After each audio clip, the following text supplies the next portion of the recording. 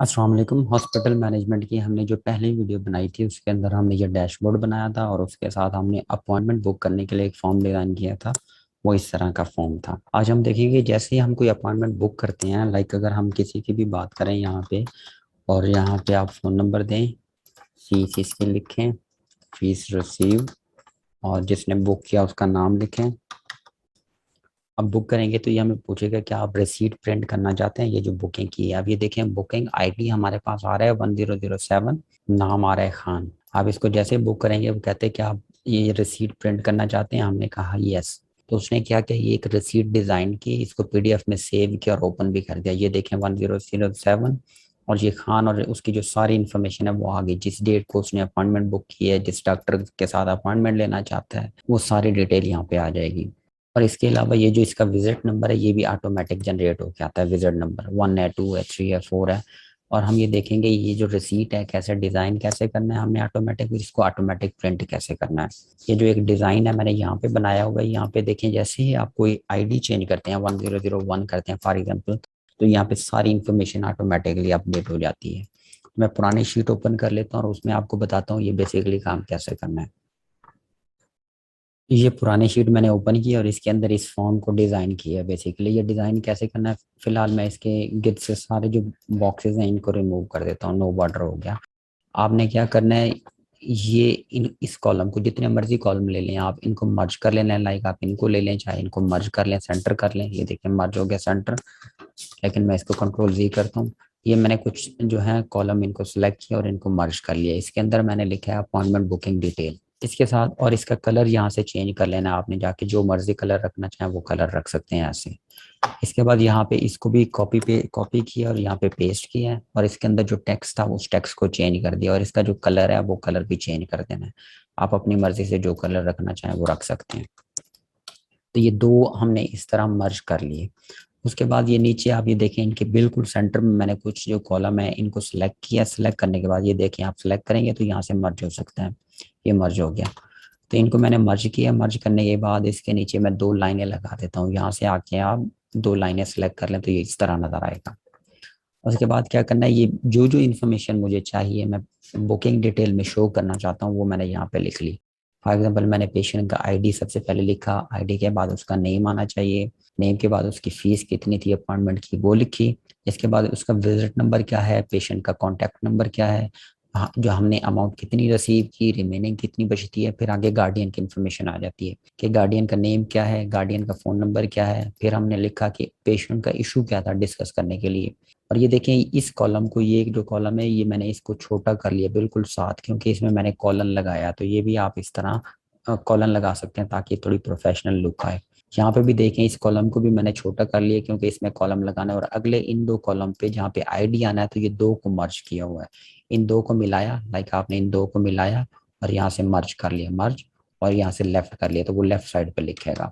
इस तरह ये सारे मर्ज किए हुए हैं। फॉर एग्जाम्पल मैं अगर आपको बताऊं, इनको ये मर्ज अभी किए हुए हैं, ये मर्ज हटा दूं यहाँ से, तो ये क्या किया होगा, आईडी के लिए मैंने इन दो को सिलेक्ट किया है। लाइक आपके पास ये कुछ भी नहीं होगा। आपने पहला यहाँ पे लिखा है पेशेंट आईडी, हमने जो भी लिखना है आईडी आ गया। इसके बाद इस कॉलम में आप कॉलन लगा दें और इन दो को सिलेक्ट करके मर्ज कर लें और इनको लेफ्ट लाइन कर दें। और फिर इसके नीचे आप एक लाइन लगा दें, जो भी लाइन आपको यहाँ से अच्छी लगे। तो ये एक लाइन लग गई, बल्कि ये 2 लाइन्स लग गई हैं। तो मैं इसको सिलेक्ट करके यहाँ से सिर्फ ये वाली लाइन लगा देता हूँ, ये इस तरह आ गया। अब आप इसको चाहे कॉपी कर लें और यहाँ पे पेस्ट करते जाएं और यहाँ पे चेंज करते जाएं। पेशेंट आईडी के बाद आप उसका नेम लिखना चाहें वो नेम लिख दें, अपॉइंटमेंट डेट लिखना चाहें वो लिख दें। जो भी आपने लिखना है वो आप लिख सकते हैं यहाँ पे। तो मैंने बेसिकली इस तरह इनको डिज़ाइन किया है। तो ये देखें, और फिर इनको मर्ज करता गया हूं। तो मैंने पहले पेशेंट आईडी लिखा है, फिर पेशेंट नेम लिखा है, ये उसका विजिट नंबर है, ये कॉन्टैक्ट है। फिर एक रो मैंने छोड़ दी है। उसके बाद अपॉइंटमेंट फीस कितनी है, हमने कितनी ली और रिमेनिंग कितनी रह गई। फिर एक लाइन छोड़ के गार्डियन का नाम क्या है और उसका फ़ोन नंबर क्या है। फिर एक लाइन छोड़ दिया, उसमें लिखा है इशू क्या डिस्कस करना है, और उसमें ये आगे इस कॉलम, इन सारे कॉलम को मर्ज कर लिया है। ये सिलेक्ट कर लिया। इसके बाद इसके नीचे लाइन ही लगी हुई है, मतलब इसको सिलेक्ट करके ये नीचे लाइन लगी हुई है, इसके नीचे भी लाइन है, इसके नीचे भी लाइन है इस तरह, ये भी लाइन है। ताकि ये अच्छी लुक के लिए इसके इनके नीचे लाइन लगा दे। जो भी लाइन का कलर आपको अच्छा लगे मैं इनको सिलेक्ट करता हूँ और इनके नीचे लाइन लगा देता हूँ। इनके नीचे भी लाइन है, यहाँ से ये भी लाइन है। ये हो गया। उसके बाद मैंने क्या किया, यहाँ पे ये कुछ ये इतने कॉलम्स को, एक दो तीन चार कॉलम को मैंने मर्ज कर लिया। ये मर्ज किया हुआ, यहाँ से देखें ये मर्ज हट गया, ये मर्ज हो गया। और इसके अंदर लिख दिया your appointment is booked with. ये जो नाम है ये ऑटोमेटिकली आता है। ये कैसे आता है ये भी मैं बताता हूँ। फिर ये एज ऑन मैंने अगले कॉलम में लिखा, और यहाँ पे ये जो डेट है ये भी ऑटो आती है, ये जो टाइम है ऑटो आता है। फिर यहाँ पे मैंने इन सारे कॉलम्स को मर्ज कर दिया। तो ये जो भी लिखना हो वो लिख दिया। मैंने लिखा है advance apology in case of emergency, की अगर इमरजेंसी हो जाए और डॉक्टर उस डेट को आपको ना मिले तो उसके लिए सॉरी। नीचे मैंने लिख दिया thank you for choosing E hospital. जो भी नाम था मैंने ई हॉस्पिटल यहाँ पे भी हम लिख लेते हैं, और उसे आगे उसका एड्रेस लिख दिया।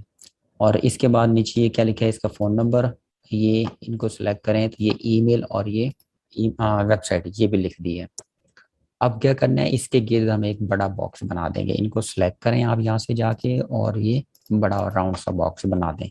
अब यहाँ पे अगर आप चाहते हैं कि इधर भी बॉक्स नज़र आए तो इसको भी सिलेक्ट करें, तो ये यहाँ पे भी बॉक्स नज़र आ गया। एक बॉक्स हम चाहते हैं कि यहाँ पे भी नज़र आ जाए। हम चाहते हैं कि यहाँ तक एक बॉक्स नज़र आए। तो ये इस तरह हमने कुछ डिज़ाइन कर लिया। अब अगली बात आती है कि इसमें इंफॉर्मेशन कैसे पुल करके लेके आनी। क्योंकि देखें यहाँ पे आप जो भी चीज़ चेंज करेंगे 1002 करें तो सारी इन्फॉर्मेशन ऑटोमेटिकली चेंज हो गई। इसके लिए मैंने क्या किया, यहाँ पे जो आईडी है, आईडी को पहले मैंने यहाँ पे अपडेट करवाया कि यहाँ पे पेशेंट की आईडी आए जिसकी हमें रिसीट बुक करनी है। और वो आईडी कौन सी होगी, जैसे ही हम अपॉइंटमेंट बुक करेंगे, अपॉइंटमेंट बुक करने के साथ हर पेशेंट की एक नई आईडी बनेगी, और उस आईडी को मैंने यहाँ पे सेव करवाया है। देखिए मैं आपको फॉर्म में दिखाता हूँ। ये जैसे ही हम इसको रन करेंगे अपॉइंटमेंट को, तो ये जो अपॉइंटमेंट की आईडी है एक तो यहाँ पे आके सेव होगी, और उसके बाद मैंने इसको कहाँ पे सेव करवाया, यहाँ पे सेव करवाया। तो ये मैं आपको बताता हूँ कैसे सेव करना है। आपने जानना है बुक पे क्लिक करना है, ये वाली चीज़ लिख देनी है। बेसिकली हमने जाके जब भी कोई डाटा सेव करवाना हो, ये सारा कुछ सेम है। हमने शीट्स में जाना है, पेशेंट में जाना है, और उसकी रेंज क्या है D1। ये D1 के अंदर आके हमने वैल्यू सेव करवानी है कि वहाँ पे वैल्यू सेव करो।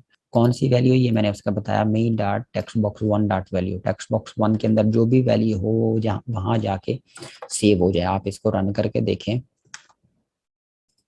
अब यहाँ पे हम नई अपॉइंटमेंट बुक करते हैं।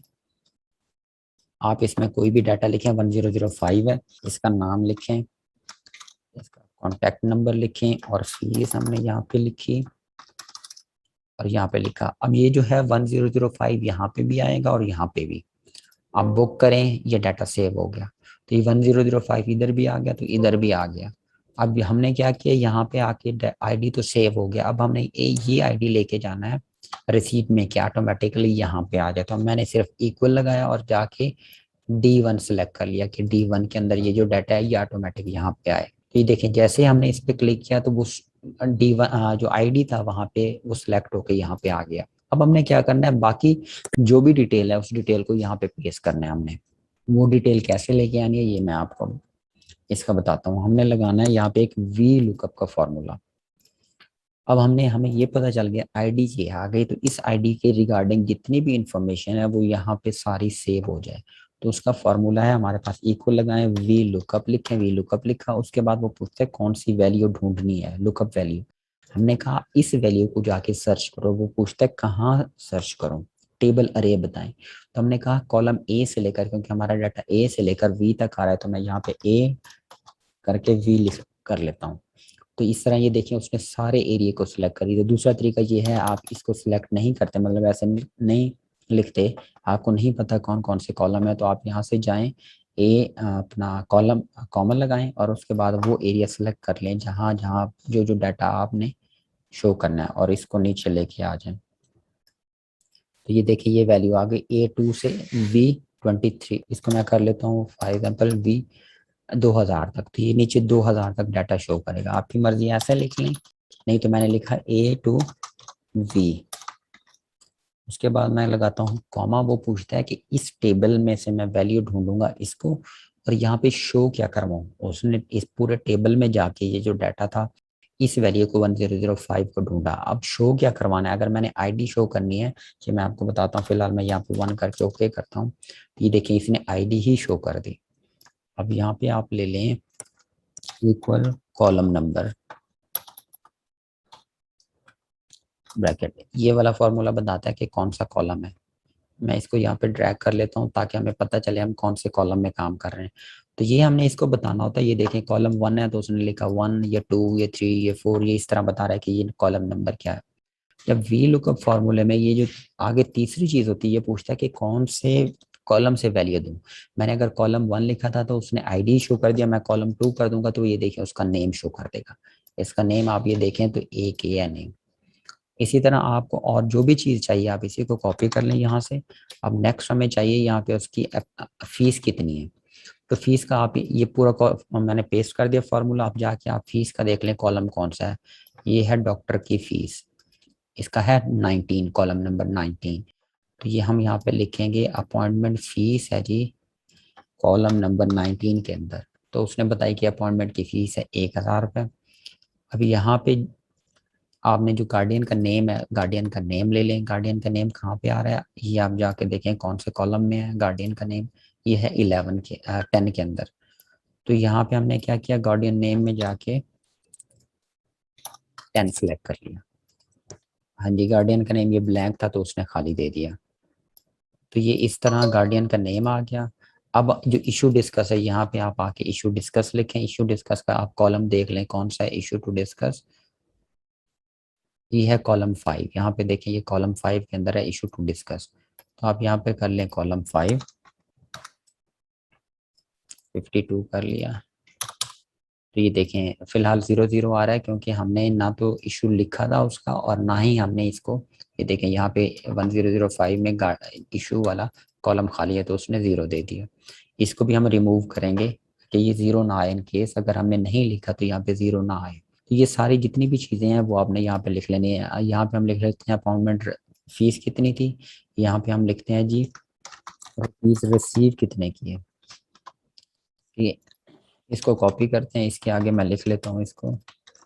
जो रिसीव किए हैं वो 20 में आ रहे हैं, ये 20 आ गया। फीस उसकी देखें 19 में थी तो हमने यहाँ पे 19 लिखा, रिसीव 20 में था 20 लिखा। और यहाँ पर रिमेनिंग लिख लें अगर हम, रिमेनिंग कितने हैं, रिमेनिंग वैल्यू हमें शो हो रही है 20 में। ये देखें रिमेनिंग है 21 में, इसको हम कर लेंगे 21।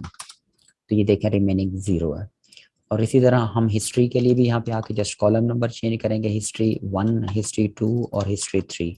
हिस्ट्री 1 हमारी आ रही है मेरे ख्याल में 7 के अंदर, हिस्ट्री और ये 8 के अंदर और ये 9 के अंदर।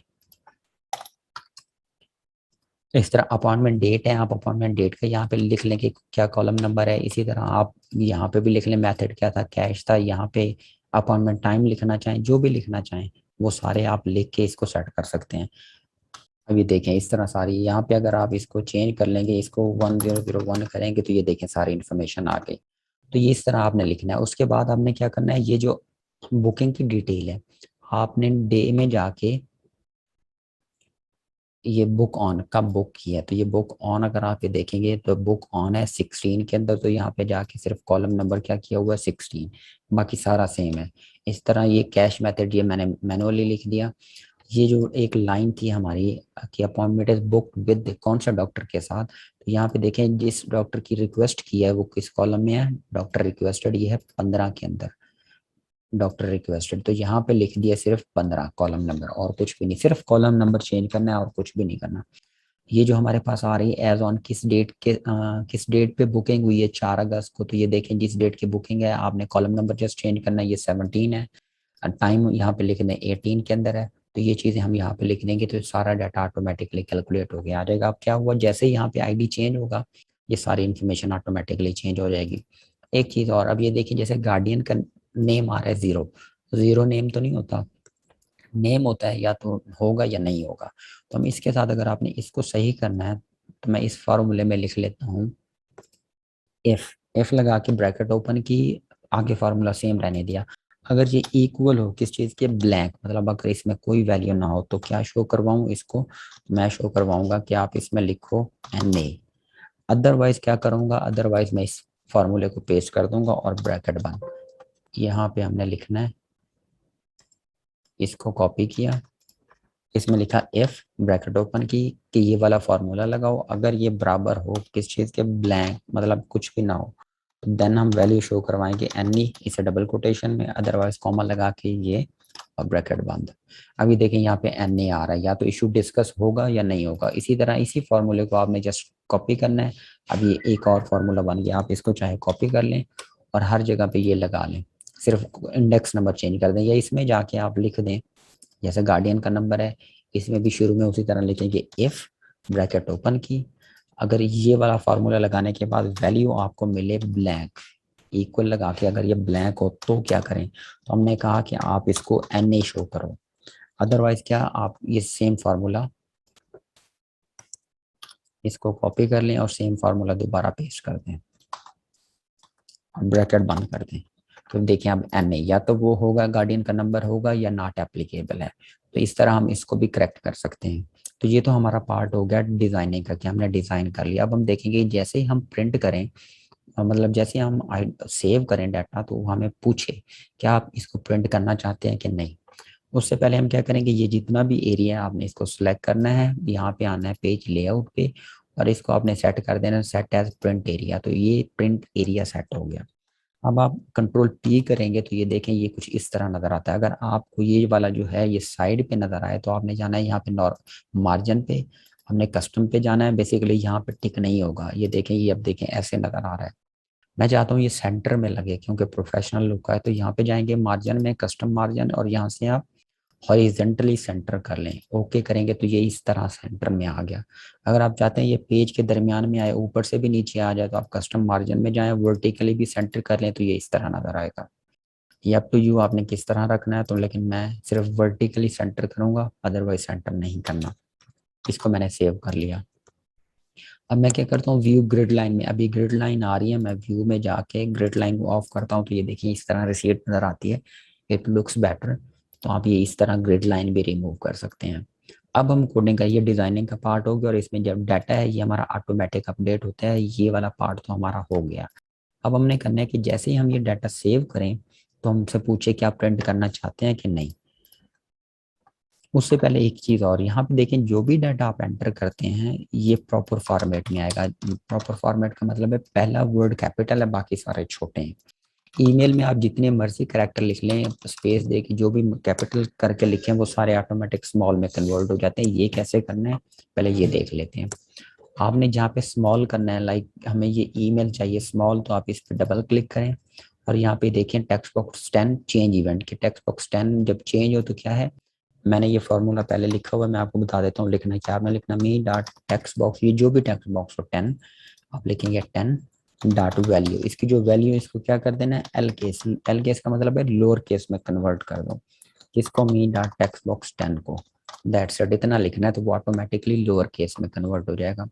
जहाँ पे आपको अपर केस चाहिए, फॉर एग्जांपल आप चाहते हैं जो नेम है ये अपर केस में आए, तो आपने, ये मैं कट कर लेता हूँ, और यहाँ पे लिखना है मी डॉट टेक्स्ट बॉक्स, हमारे पास है 2, टेक्स्ट बॉक्स 2 डॉट वैल्यू, इसकी जो वैल्यू है इसको क्या करना है हमने, यू केस, अपर केस का, यू केस का मतलब अपर केस, और इसमें लिखेंगे मी डॉट टेक्स्ट बॉक्स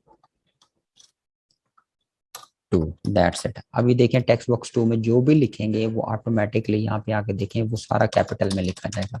आप चाहे स्मॉल करें या कैप्स लॉक ऑन करें ऑफ करें, ये ऑटोमेटिक कैपिटल में आएगा, ये ऑटोमेटिक स्मॉल में आएगा। लेकिन अगर आप चाहते हैं कि ये प्रॉपर फॉर्मेट में आए, पहला कैपिटल हो बाकी सारे छोटे हो, तो उसके लिए फॉर्मूला थोड़ा सा चेंज है।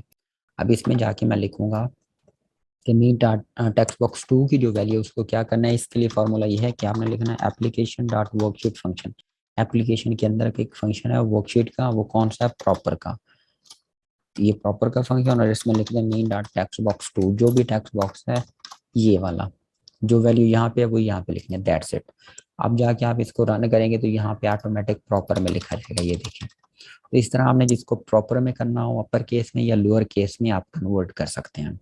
अब हमने ये करना है कि जैसे हम बुक पे क्लिक करें तो वो हमें पूछे कि क्या आपने डाटा प्रिंट करना है कि नहीं। अभी ये देखें हमें ऑप्शन नहीं देगा प्रिंट की, डाटा सेव हो गया, दैट्स इट। अब प्रिंट की ऑप्शन भी हम चाहते हैं कि प्रिंट की ऑप्शन भी आए और ये रीसेट वाला फंक्शन भी काम करे, रीसेट पे भी काम कर लेते हैं। बुक नाउ पे जाएं, ये जो ब्लैंक वाले सेल थे इनको कॉपी करें, बल्कि इसमें से आप ना टेक्स्ट बॉक्स 1 को हटा लें, इसको कॉपी करें, आप रीसेट पे जाएं फॉर्म और इसके अंदर इसको पेस्ट कर दें। ये वाला फार्मूला तो हमारा ओके हो गया। अब हमने इसके ऊपर काम करना है कि जैसे ये सारा काम हो जाए उसके बाद हमने क्या करना है, प्रिंट करना है। तो प्रिंट हम क्या करेंगे, हमने ये वाली जो शीट होगी इसको एक्सपोर्ट करवाएंगे पीडीएफ के अंदर। तो हम लिखेंगे शीट्स, शीट्स के अंदर पेशेंट, उसकी जो रेंज है, अब कौन सी रेंज हमें चाहिए, ये रेंज हमने देनी है। रेंज हमें चाहिए यहाँ से AA2 से लेकर, तो हम यहाँ पे लिखेंगे AA2 कहाँ तक, ये जो आखिरी कॉलम है ये है AI32, AI32 यहाँ तक जो है इसको हमने क्या करना है, export, export as fix format, ये लिखना है फिक्स फॉर्मेट। फिर हम लिखेंगे एक्सेल टाइप क्या है, एक्सेल टाइप हम लिखेंगे पीडीएफ, पीडीएफ है। अब हम बताएंगे फाइल नेम क्या है, तो वो क्या करेगा, इसको एज ए पीडीएफ एक्सपोर्ट करेगा। हमने यहाँ पे लिखा है एक्सपोर्ट, आप चाहे ई कैपिटल लिखें, export as fixed, fix format, और यहाँ पे लिखेंगे एक्सेल टाइप पीडीएफ, और यहाँ पे हम लिखेंगे फाइल नेम। ये फाइल नेम क्या होगा, फाइल नेम हमने जो भी लिखना है, हम चाहते हैं कि जो कस्ट फॉर एग्जाम्पल आप फाइल नेम लिख लेते हैं ए, आपने ये लिख लिया, या स्ट्रिंग उसमें लिखना चाहता है न्यूमेरिक में, जब न्यूमेरिक लिखते हैं तो हम डबल कोटेशन में नहीं लिखते, फाइल नेम ये हो जाएगा। तो फाइल नेम तो ये हो गया, लेकिन सेव कहाँ पे करना है, तो हम उसको बताएंगे सेव कहाँ पे करें। तो हम यहाँ पे डबल कोटेशन में लिखेंगे कि सी में जाओ, सी के अंदर एक फोल्डर है ABC का, अगर ABC नहीं है तो वो ABC बनाएगा, ABC का फोल्डर, वो कैसे बनाएगा वो भी आके देखते हैं। ये हमने क्या किया, डबल कोटेशन बंद, और हमने फाइल का नेम दे दिया, यहाँ पे लिखेंगे एंड लगा के, कि इसमें फोल्डर में जाना है सी में, सी के बाद हमने कॉलन लगाना है, सी कॉलन, आपने इस फोल्डर ABC में जाना है और इसके इसके साथ आपने सेव कर देना है। और आगे हमने क्या करना है, open after publish equal true, या आपने इसको ओपन भी कर देना है। अब अगर हम इसको रन करेंगे तो ये हमारी फाइल सेव कर देगा, लेकिन उस सूरत में सेव करेगा अगर हमारे पास सी ड्राइव के अंदर AAA नाम का कोई फोल्डर होगा। अगर फोल्डर नहीं होगा तो वो हमें एरर देगा कि फाइल सेव नहीं हुई। उसकी रीज़न ये है कि हमारे पास फोल्डर नहीं होगा। इस कोड को मैं यहाँ से रिमूव कर लेता हूँ फिलहाल, और कोड को रन करते हैं। यहाँ पर अपॉइंटमेंट पे जाएं, आप नेम लिखें कोई, उसका फ़ोन नंबर लिखें, और यहाँ पे फीस लिख लें 10 और ये नाम। हमने रन किया तो डाटा सेव हो गया, लेकिन उसके बाद उसने कहा कि डॉक्यूमेंट नॉट सेव। उसकी रीज़न ये है कि हमने जो फोल्डर नेम दिया है वो अवेलेबल ही नहीं है सी के अंदर। ये देखें सी के अंदर हमारे पास AAA के नाम का कोई फोल्डर नहीं है। तो हम ये फोल्डर क्रिएट करने के लिए हम एक और छोटा सा कोड लिखेंगे, वो है MKDIR, मेक डायरेक्टरी, और फिर हम डबल कोटेशन के अंदर लिखेंगे सी ड्राइव में जाना है, कॉलन लगा के जो हमने नाम देना है फोल्डर का वो नाम देंगे, लेकिन आपने मेक श्योर करना है यहाँ पे जो नाम दें आप यहाँ पे सेम नाम होना चाहिए ताकि वो फोल्डर एग्जिस्ट करे। अब अगर हम इसको रन करेंगे तो ये सबसे पहले ये फोल्डर क्रिएट करेगा, उसके बाद इस फोल्डर में जाके 1 के नाम से फाइल सेव करेगा। दोबारा रन करते हैं हम इस फाइल को, आप यहाँ पे कोई भी नेम दे लें, फोन नंबर,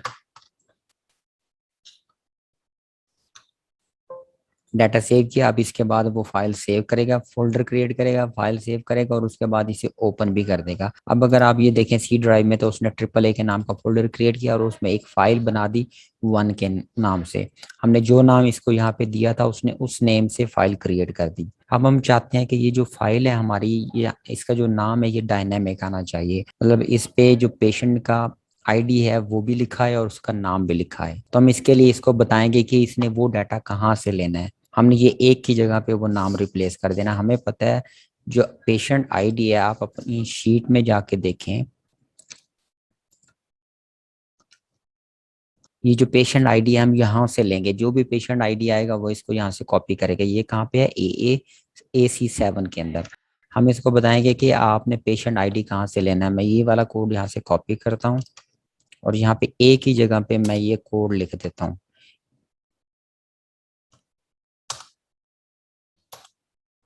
अब कोड हमने क्या लिखा कि शीट्स के अंदर जाना है, पहले वो गया सी में, ए फोल्डर में गया, उसके बाद उसने जो नाम है वो नाम लेना है। नाम कौन सा हमने बताया, नाम पिक करें, शीट्स में जाकर पेशेंट वाली शीट सिलेक्ट करें और उसकी जो रेंज है AC7, वहाँ पे जो भी वैल्यू हो उसको आपने ले लेना है। ये देखें AC7, ये सेल सिलेक्टेड है और ये AC7 है, तो हमने AC7 उसकी जो भी वैल्यू हो उसको ले लेना है। ये वाला इक्वल वाला कोड आप काटते हैं यहाँ से, तो ये क्या करेगा, आप जाके इस नाम से फाइल को सेव कर लेगा। अब यहाँ पे एक और भी मसला आएगा आपको, वो ये है कि क्योंकि ए नाम का फोल्डर ऑलरेडी क्रिएट किया हुआ है, जब हम दोबारा कोड क्रिएट करें रन करेंगे तो वो कहेगा कि ऑलरेडी ये फोल्डर एग्जिस्ट करता है, तो हमें एरर देगा। तो हम यहाँ पे एक और छोटी सी लाइन लिखेंगे, ऑन एरर रिज्यूम नेक्स्ट।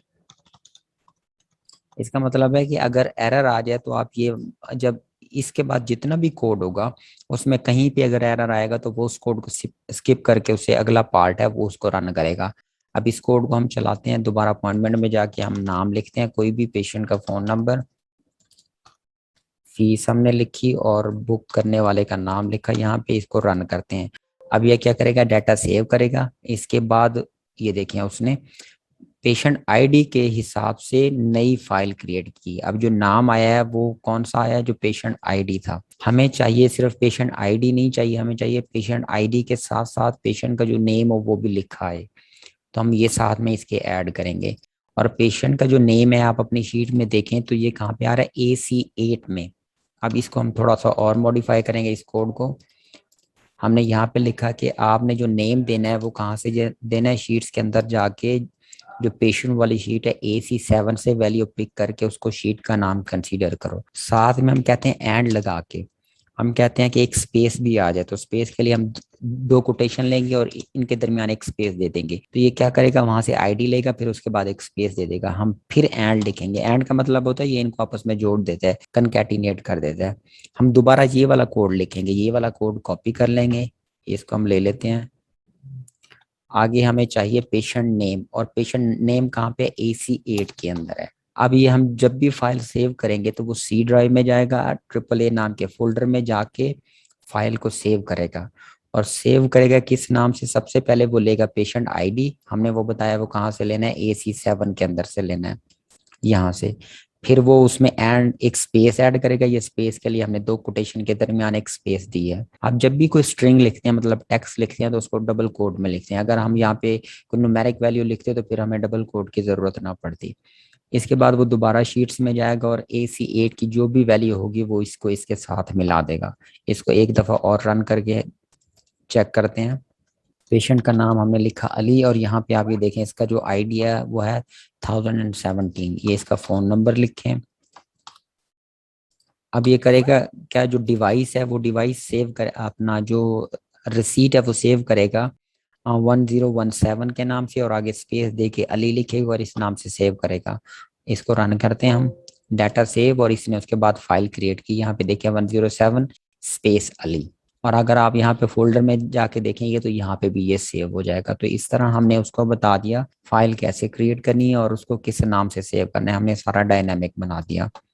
अब हम इसको एक चीज और इसमें ऐड करेंगे, ये तो सिंपल है, जब भी हम जितनी दफा कोड रन करेंगे वो ऑटोमेटिकली हमारे क्या करेगा, जो बुकिंग की रिसीट है उसको सेव करके ओपन भी कर देगा।